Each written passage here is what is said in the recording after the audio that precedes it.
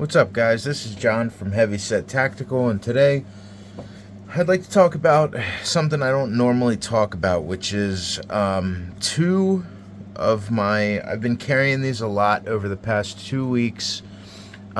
These are two of my folders that I think, that I guess that they've kind of made me want to bring them up, because I'm not a big folder guy. If I'm going to EDC something, it's going to be a fixed blade. One of my favorite EDC knives is my Frontier First it's an LT Wright knife. This one's seen a lot of use. It's a 3-finger LT Wright. I have a GMF1 and MKM, a couple other smaller knives. But I want to talk today about two folders that I recommend. And one is going to be the Benchmade Bugout, which I'll start with. And this is the regular old OD green Benchmade Bugout in S30VN steel. And I think, I want to start by saying my problem with a lot of Benchmade knives are that you're paying for the name a lot. And like I had the Anonymous, the Adamus, I think the only other Benchmade that I really went over with you guys on my channel was for a combat knife, a go on the plate carrier knife, the Nimravis Tonto. I really liked it. It was super sharp, 154 cm, which is okay enough steel for the task. That knife I liked, but it's discontinued. It's kind of harder to get unless you get it on eBay, and sometimes there's scams on eBay. I wanted to hate this knife, but if you guys are specifically in the looking in the category for an ultralight knife, they always say you can wear it with basketball shorts or whatever. It's got an okay pocket clip. Pretty sturdy. I mean, it doesn't seem like it would be. This knife weighs less than 2 ounces. It's 1.85 ounces. This knife weighs nothing.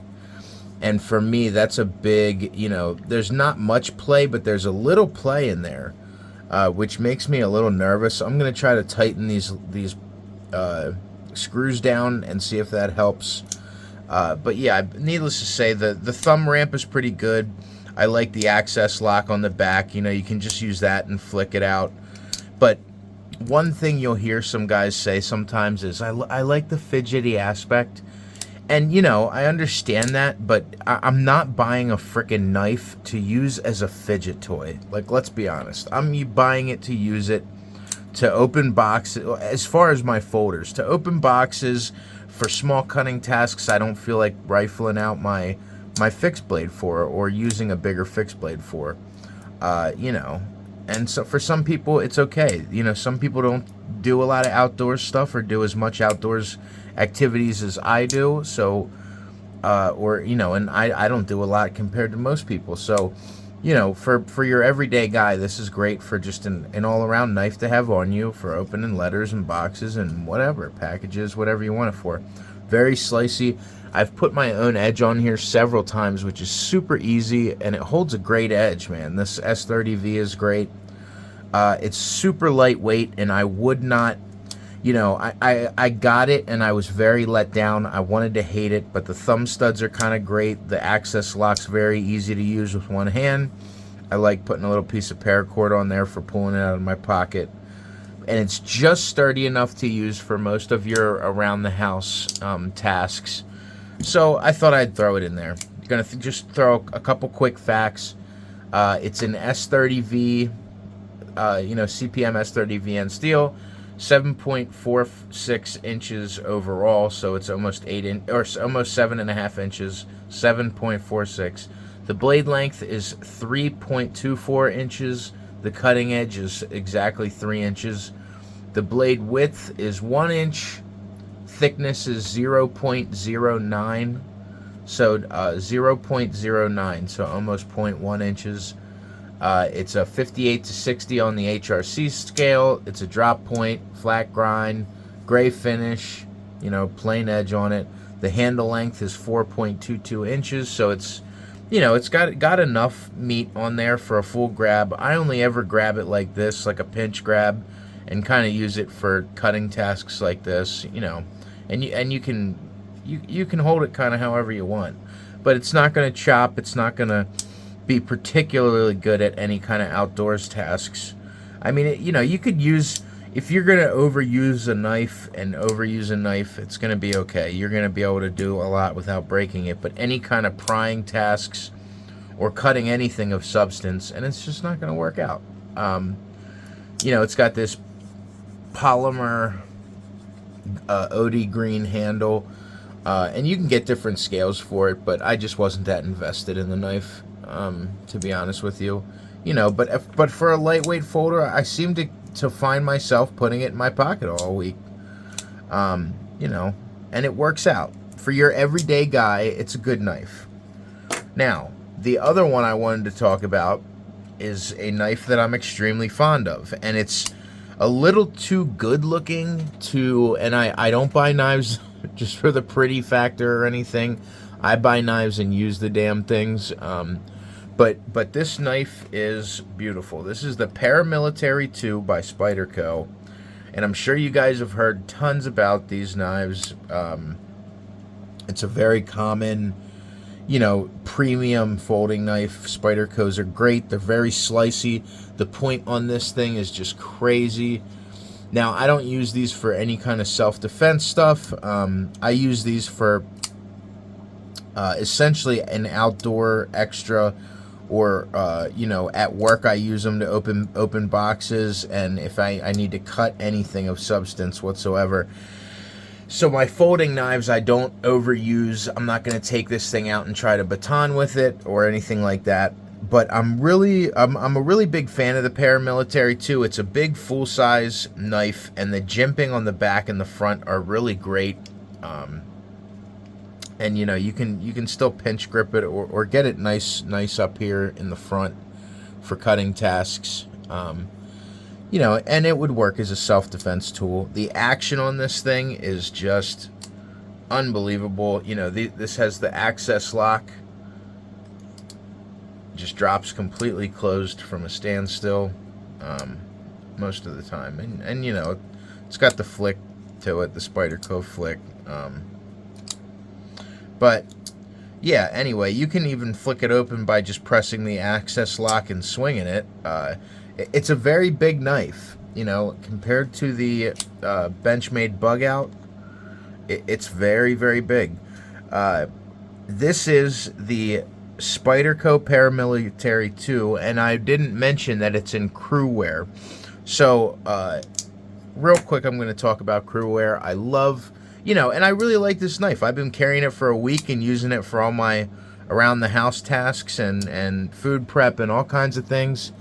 And I can honestly tell you that the edge retention on this blade came to me with a precision tip and finish and edge on it that was absolutely ridiculous. And when I tell you, you know, it's beyond razor sharp. It's literally beyond razor sharp. I don't have a piece of paper here, or else I'd do a little cut test for you.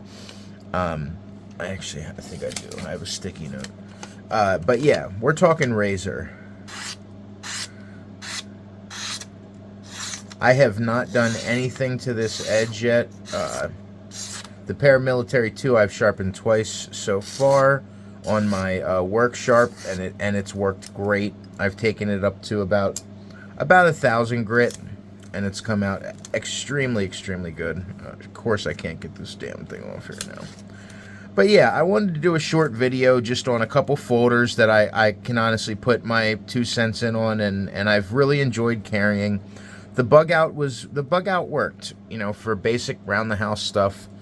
I'm gonna throw this in as definitely an honorable mention.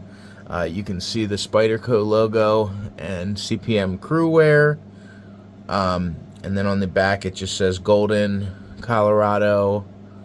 I don't even think USA Earth, and then it has their markings here, and maker's marks, you know.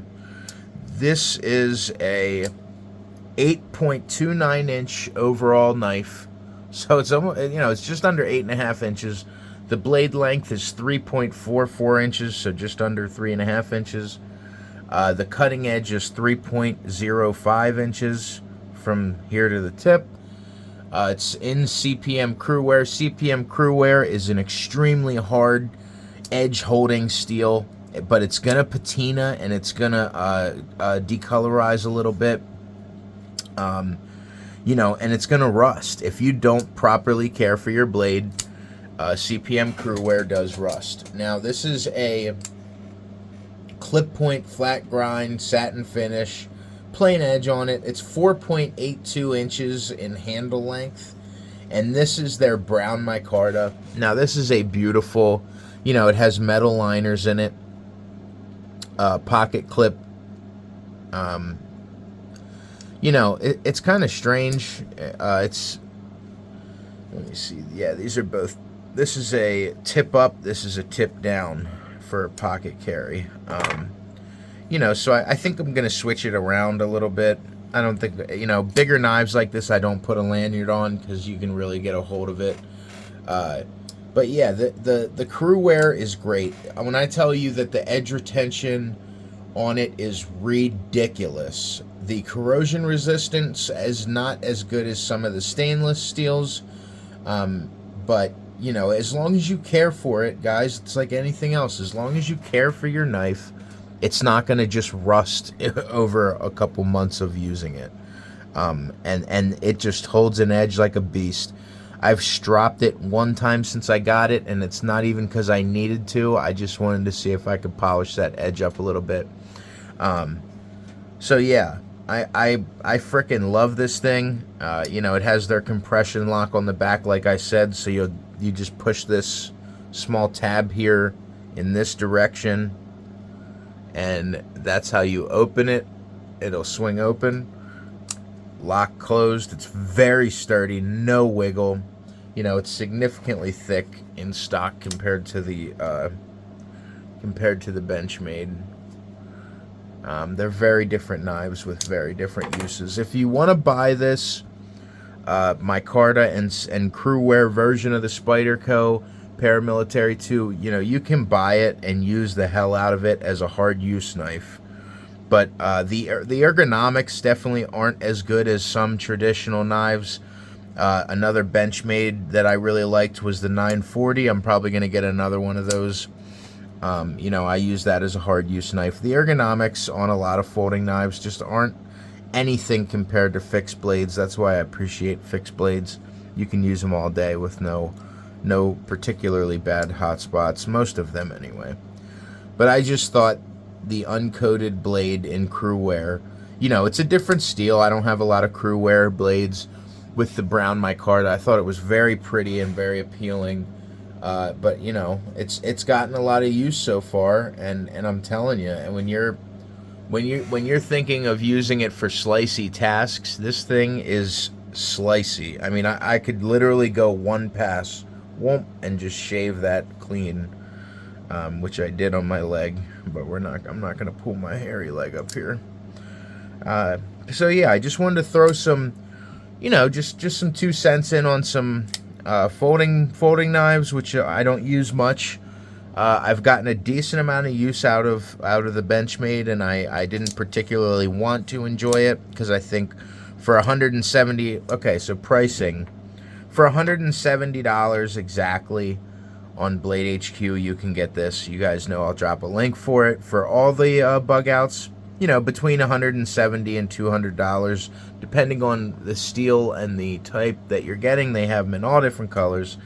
And then the Paramilitary 2 is, especially in the Cruwear, you can get some Paramilitary 2s these days on Blade HQ for like $170, $180, but this one was $200 plus maybe a $10 sales tax, so $210, $215. It is an extremely high quality knife as far as folders go. So this one on Blade HQ right now, the Cruwear and brown micarta Paramilitary 2 is $200 plus about $10 tax, and then this is $170 plus about $5 or $8 in tax, $5 to $8 somewhere in there in tax. And don't get me wrong, I didn't want to like it. I ended up actually liking it, but yeah, as far as between the two, I'm absolutely going to go with the PM2. You know, I love that full-size blade. You can grip it like this, or come up on the front with your finger in that nice choil there. The jimping's not aggressive as to where it hurts, but it's just ridiculously Velcro grippy on the top and bottom there. But yeah, the ergos aren't that good, but I'm not using this again as a long-term hard-use knife. This is more something I don't want to draw out my fixed blade for. But yeah, so I have enjoyed both of them, and I just wanted to throw a video out. I hope you guys have a great week. I'll put a link in the description for the $200 Paramilitary 2 in Cruwear and brown micarta, and for the OD green and black or dark gray coated $170 Benchmade Bugout 535.